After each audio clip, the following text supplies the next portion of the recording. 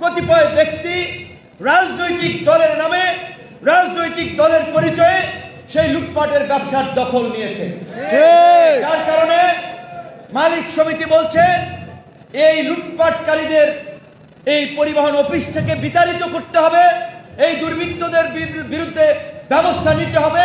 তারা আমার কাছে যখন এসেছে, আমি ব্রিগেডিয়ার সাখাওয়াত সাহেবের সাথে কথা বলেছি, তাদেরকেও বলেছি আপনারা যান, আপনারা কথা বলেন। আমি এই পরিবহনের লোক না, কিন্তু একজন রাজনৈতিক নেতা হিসেবে, এই গণ অভ্যুত্থানের একজন নেতা হিসেবে পরিবহন সহ সমস্ত সেক্টরের সংস্কার এবং দুর্বৃত্ত মাফিয়াদের বিরুদ্ধে লড়াইয়ে আওয়ামী ফ্যাসিবাদের আমলেও যেভাবে আমাদের লড়াকু ভূমিকা ছিল, বর্তমানেও যদি কোনো লুটপাটকারী মাফিয়ারা নতুন করে মাফিয়াগিরি লুটপাট করতে চায়, তাদের বিরুদ্ধে আমাদের লড়াই চলবে। আমরা এই 53 বছরের রাজনৈতিক দুর্বৃত্তায়নের যেই জায়গাগুলো সবচেয়ে বেশি ক্ষতিগ্রস্ত হয়েছে বা দুর্বৃত্তর আশ্রয়ে পরিণত হয়েছে, পরিবহন খাত তার মধ্যে অন্যতম। ছাত্র নেতা, শ্রমিক নেতা আমাদের রিজু ভাই যেটা বলছিলেন, আপনাদেরকে ইঙ্গিত করে যে আপনারা ভীম রুলের চাকে ঢিল মেরেছেন, আপনাদেরকে বলবো আপনার এই পরিবহন খুবই একটা সেন্সিটিভ এবং খুবই আগে শক্তিশালী সিন্ডিকেট। এখানে হাজার কোটি টাকার বাণিজ্য। এই বছরের শুরুর দিকে টিআইবি একটা রিপোর্ট করে বলেছে পরিবহন খাতে প্রতি বছর 1060 কোটি টাকা চাঁদা তোলা হয়। 1060 কোটি টাকা আপনারা চিন্তা করতে পারছেন কত কোটি টাকা। কাজে এই টাকার ভাগ বড় বড় নেতা থেকে ফুটপাতের হকার অনেকেই পায়। তাদের এই যে ধান্দায় আপনারা হাত দিয়েছেন, সুতরাং আপনাদের বিরুদ্ধে তারা অপপ্রচার প্রপাগান্ডা চালাবে, ঝামেলার সৃষ্টি করবে। কিন্তু আমি আপনাদেরকে কথা দিতে পারি, আপনারা যদি মাজা কোমর শক্ত রাখেন, এই দুর্বৃত্তদেরকে এই বাস স্ট্যান্ড যে এই পরিবহন সমিতি থেকে বিতাড়িত করার জন্য আমরা আপনাদের সাথে থাকবো। আমরা পরিষ্কারভাবে বলছি যে এই ফ্যাসিবাদের পতন হয়েছে, আগামীতে কোনো দুর্বৃত্ত, মাফিয়া, চাঁদাবাজি, দুঃশাসন থাকবে না। তাহলে এই পরিবহন খাতে এরা কারা, কোন দলের নাম ভাঙিয়ে এই চাঁদাবাজি করছে? বিএনপির নেতৃবৃন্দের সাথে আমাদের যোগাযোগ আছে, আলাপ আলোচনা আছে। বিএনপির দেখেন কড়া বক্তব্য, কড়া অবস্থানে এই চাঁদাবাজি, দুর্নীতি, লুটপাটের বিরুদ্ধে প্রায় 1000 বহিষ্কার করে ফেলছে। কাজী এরা যদি বিএনপির কেউ নাম বিক্রি করে, আপনারা দাঁড়িয়ে যান, আমার মনে হয় না বিএনপির কোন নেতা তারকে রক্ষা করার জন্য পাশে দাঁড়াবে। এই চাঁদাবাজরা, মাফিয়ারা কোনো দলের না, ওরা দলের সুবিধাভোগী, ওরা চামচা, ওরা ধান্দাবাজ, দলের নাম বিক্রি করে তারা এগুলো করে। তাই আপনাদের সাথে আমি একমত। আমিও এই শ্রম কর্মসংস্থান উপদেষ্টাকে বলবো, অবশ্যই এই ঢাকা পরিবহন মালিক সমিতি থেকে শুরু করে বাংলাদেশের প্রত্যেকটি এই ফেডারেশন এবং সমিতিগুলো যেটা আওয়ামী লীগের আমলে দখল হয়েছিল, মাফিয়ারা নিয়ন্ত্রণ করেছিল, সেখানে যেন সাধারণ শ্রমিক, মালিক, কর্মচারীরা এখন নেতৃত্ব দিতে পারে, প্রকৃত শ্রমিক, কর্মচারী, মালিকদের প্রতিনিধিত্ব থাকে। সেজন্য আপনাদেরকে নতুন ভোটার তালিকা, নতুন নির্বাচনের মাধ্যমে নতুন নেতৃত্ব সৃষ্টি করতে হবে।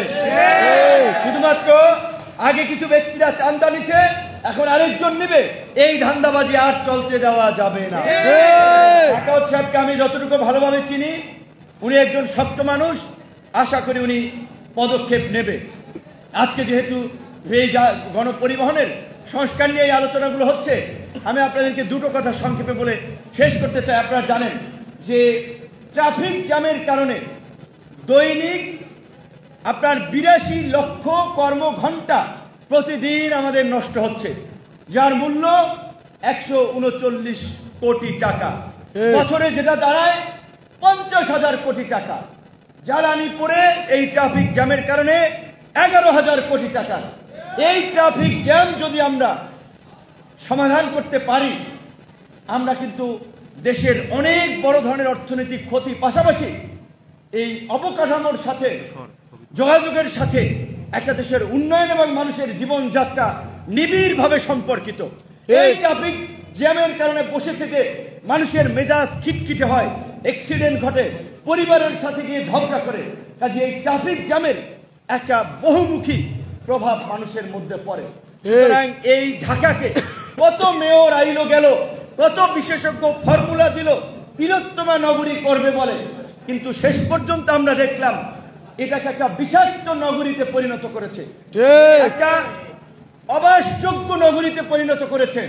2007 সালে যেখানে ঢাকায় গাড়ির গতিবেগ ছিল ঘন্টায় 7 কিলোমিটার, এই 24-এ এসে সেই গতি কমে এসেছে 4.8 কিলোমিটার। তাহলে দেশ এগিয়ে যাচ্ছে, প্রযুক্তিতে আমরা আগাচ্ছি। ঢাকায় তো আমরা ট্রাফিক জ্যামে আটকে রয়েছি, আমাদের জীবনযাত্রা তো ট্রাফিক জ্যামের মার প্যাচি ধুকে ধুকে মরছে। কাজে অন্তর্বর্তীকালীন সরকারকে অনুরোধ থাকবে, আপনারা রাজনৈতিক সরকার না, যার ফলে যে কোনো ধরনের সিন্ডিকেটের বিরুদ্ধে আপনারা কঠোর পদক্ষেপ নিতে পারবেন। এই যে ফুটপাত দখল করে ব্যবসা বাণিজ্য, এই যে বিভিন্ন জায়গায় যে দখলদারি, এগুলো বন্ধ করে এই পরিবহন খাতকে একটা শৃঙ্খলায় নিয়ে আসেন। ট্রাফিকের যানজট নিরসনে বিশেষজ্ঞদের মতামত নিয়ে পদক্ষেপ নিন। আপনি একটা বিষয় লক্ষ্য করছেন বোধহয়, 5ই আগস্টের পূর্বের চেয়ে বর্তমানে কিন্তু ঢাকায় ট্রাফিক যানজট বাড়ছে। ঠিক, বিদেশি বন্ধুরা প্রায় প্রায়ই বলে যে হেভি যানজট। আমরা প্রত্যেকটা মিটিং এখান থেকে গেলে গুলশান ডিপ্লোম্যাটিক জোন দেরিতে হয়। তো এইটার কারণটা কি? এইটা কি মানুষকে বিষিয়ে তোলার জন্য উদ্দেশ্য প্রণোদিত ভাবে কেউ করছে, নাকি প্রকৃত কোনো কারণ রয়েছে? এইটা সরকারকে খুঁজে বের করতে হবে। আজকের পরিষ্কারভাবে আমরা এই সরকারকে বলছি, শুধুমাত্র একটা নির্বাচন করার জন্য, একটা ভোট করার জন্য এতগুলো মানুষ জীবন দেয় নাই, আপনাদেরকে আমরা ক্ষমতায় বসাই নাই। এই দানবীয় রাষ্ট্রের কাঠামোর পরিবর্তন করে একটা মানবিক গণতান্ত্রিক রাষ্ট্র হিসেবে বাংলাদেশকে পুনর্গঠন করতে চাই। সেই পুনর্গঠনের অংশ হিসেবেই এই পরিবহন খাতকে আজকে এই জাতীয় কমিটির নেতৃবৃন্দ পুনর্গঠন করবে, সেই আশাবাদ আমরা রাখি। বিভিন্ন কমিটি হয়েছে, শিক্ষা সংস্কার, সংস্কৃতি সংস্কার, জনপ্রশাসন সংস্কার। এই গণপরিবহনে সরকারের উদ্যোগে কোনো কমিশন না হলেও আপনারা মালিক, শ্রমিক, সাংবাদিক, বিশেষজ্ঞরা মিলে যে কমিটি করেছেন, আশা করি আপনারা একটা সুন্দর প্রস্তাবনা সরকারের কাছে আপনারা দিবেন।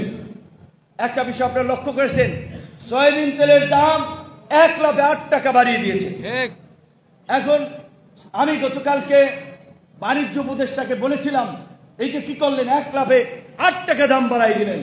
বলছে ভাই আমরা কি করবো, বিশ্ববাজারে 26% তেলের দাম বাড়ছে, বাংলাদেশে যদি আমরা ওইটার কম্পেয়ারে বাড়াই, বাড়ান লাগবে 95 টাকা, আমরা বাড়িয়েছি 8 টাকা। কারণ আর ওই সয়াবিন তেলের ইম্পোর্টারের দুটো বড় প্লেয়ার বসুন্ধরা এবং এসালমের উইকেট পড়ে গিয়েছে। এসালম দেশ থেকে ভেঙেছে। বসুন্ধরার এই ভূমিদস্যু মাফিয়া লুটপাটকারীদের বিরুদ্ধে আজকে দুদক থেকে শুরু করে মানি লন্ডারিং ইউনিট দিয়ে এফআইইউ বাংলাদেশ ব্যাংকের তদন্ত করছে। কাজী এই দুটো মাফিয়ারা বাজারে একটা সংকট কিছুটা তৈরি করেছে। এইভাবে এবং খুচরা বিক্রেতা থেকে শুরু করে অনেকেই বাজার থেকে তেল চকির নিচে, মাটির নিচে লুকানো শুরু করেছে। বাজারে একটা ক্রাইসিস তৈরি হয়েছে। দামটা যদি না বাড়ায় আরো ক্রাইসিস তৈরি হবে। কিন্তু আমি বলতে চাই, এই সময় এই দুঃসাহস কারা দেখায়, দোকান থেকে, গোডাউন থেকে মাল সরিয়ে বাজারে কৃত্রিম ভাবে এই সংকট তৈরি করবে, এই দুঃসাহস কারো দেখানোর কথা নয়। আপনারা যদি সিন্ডিকেটের কাছে নত স্বীকার করেন, আগামীতে আপনাদেরকে আরো পস্তাতে হবে। উচিত ছিল সয়াবিন ইম্পোর্ট করে 6টা কোম্পানি, টিকে, দাদা গ্রুপ, সিটি গ্রুপ, বসুন্ধরা, এসালাম, এরকম 6টা। আরো যে সমস্ত খাদ্য পণ্য যারা আমদানি করে এখানে উন্মুক্ত ভাবে, প্রতিযোগিতামূলক ভাবে আরো কয়েকটা কে আপনার সুযোগ দেওয়া দরকার ছিল, যাতে দ্রুত সময়ের মধ্যে আমরা এই আমদানিগুলো করতে পারি। খাদ্য, চালের মজুদ, গমের মজুদ ফুরাচ্ছে। আমরা জানি না সরকার এইটা প্রতিকারে কি ধরনের ব্যবস্থা নিচ্ছে কি নিচ্ছে না। কারণ সরকার আমার মনে হচ্ছে ম্যানেজারিয়াল ক্যাপাসিটিতে তারা ফেল করতেছে 1 by 1, যার ফলে এই সরকারকে ঘিরে আমাদের যে একটা বড় ধরনের আশা আকাঙ্ক্ষা ছিল, জানি না সেইটা কতটুকু পূরণ করতে পারবো। কিন্তু লক্ষ্য করেছেন আপনারা, বিএনপি জামাত থেকে সমস্ত রাজনৈতিক দল, নাগরিক সমাজ বারবার বলছে ৭১ আমরা একটা সুযোগ পেয়েছিলাম রাষ্ট্র গঠনের জন্য, ৯০ আমরা এই রাজনৈতিক দলের ঐক্যমতের ভিত্তিতে একটা সুযোগ পেয়েছিলাম রাষ্ট্র গঠন করার জন্য, এই আমরা তৃতীয়বার আরেকটা সুযোগ পেলাম। কাজী এই ৩ নম্বরের এই সুযোগকে আর ব্যর্থ হতে দেওয়া যাবে না। যেভাবেই হোক এই সরকারকে সফল করতে হবে, জনগণের আকাঙ্ক্ষা এই সরকারকে দিয়ে পূরণ করতে হবে। নির্বাচনের জন্য খাওয়া দাওয়ার জন্য চাপাচাপি করা বন্ধ করতে হবে। শেখ হাসিনা ১৬ বছর ক্ষমতায় ছিল না, যদি আমরা ৫ই আগস্ট হটাইতে না পারতাম ৫ বছর ক্ষমতায় থাকতো না। তাহলে যদি ২ বছর থাকে, দেখেন না ২ বছরে তারা কি করতে পারে। আগে নির্বাচনের জন্য অস্থির নানান ধরনের কথাবার্তা বলে সরকারের অনেকের মনোবল দুর্বল করে দেওয়া হচ্ছে। কারণ সরকার এখন ভাবতেছে আমি যে সংস্কার করব, আমি কতটুকু করতে পারবো, আমি কতটুকু যেতে পারবো, রাজনৈতিক দল, পরিবহন মালিকরা, শ্রমিকরা আমাকে কতটুকু সমর্থন দিবে বা দিবে কিনা। কিন্তু আমরা সরকারকে বলতে চাই, রাষ্ট্র পরিচালনা এনজিও পরিচালনা না। রাষ্ট্র পরিচালনা রাজনৈতিক সংগঠনের পাঠ, সংগঠন পরিচালনা। রাষ্ট্র একটা রাজনৈতিক সংগঠন, এখানে রাষ্ট্র পরিচালনায় রাজনৈতিক প্লেয়ারদের দরকার। দক্ষ অভিজ্ঞ প্লেয়ারদেরকে নিয়ে আপনাদেরকে রাষ্ট্র পরিচালনা করতে হবে, তাদের মতামত নিতে হবে। রাষ্ট্র পরিচালনায় আপনার যেমন এই ছাত্র জনতার আন্দোলনে ছাত্রদের বিভিন্ন জায়গায় প্রতিনিধি দিচ্ছেন, সংস্কার কমিটিতে রাখছেন, ছাত্রদের পরে শ্রমিকদের আপনাদের গুরুত্ব দেওয়া দরকার ছিল। পৃথিবীর ইতিহাসে, এই সভ্যতার ইতিহাসে সমস্ত পরিবর্তনের ক্ষেত্রে ছাত্র শ্রমিকরা অগ্রণী ভূমিকা পালন করছে। আমরা দেখতে পাচ্ছি আজকে শ্রমিকরা সবখান থেকে উপেক্ষিত। শ্রমিকদের মূল্যায়ন করতে হবে।